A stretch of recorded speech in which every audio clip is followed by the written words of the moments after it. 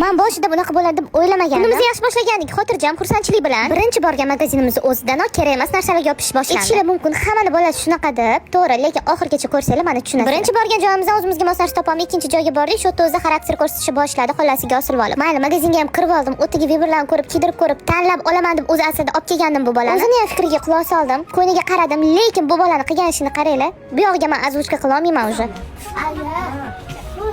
Bumi? Yoradigar. Masalaga to'g'ri, maktabga ketamiz. Bo'pti, sen bitta ketib qol. Bitta ketib qol. Pressni tutib bo'ladi, xo'p. Qaysi yoqqa ket, qo'ysa. Qaysi yoqqa? Qaysi kelsa? Qaysi kelsa? Shu kerakmi shu? Bolamga kiydirib ko'rib, razmerini olaman deb o'ylashi o'zi juda xato ekan. Endi bu yoqga chamalab olaman kiyimlarini. Voy. O'ynay qaraysanmi? Shuni kiygansan. Ey.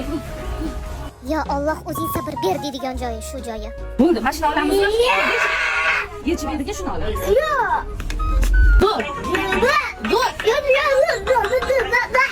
Katta xolasini uyda o'tirganda o'tiribdi. Ketayotganda ham xarakteri ko'rsatib ketdilar aka. Menimcha endi bu bola bilan boshqa bozor va magazinga bormasam kerak yo'q. Agar videoni oxirigacha ko'rgan bo'lsangiz, menga podpiska bo'lib, videoni o'rtalaringizga jo'natib qo'ying.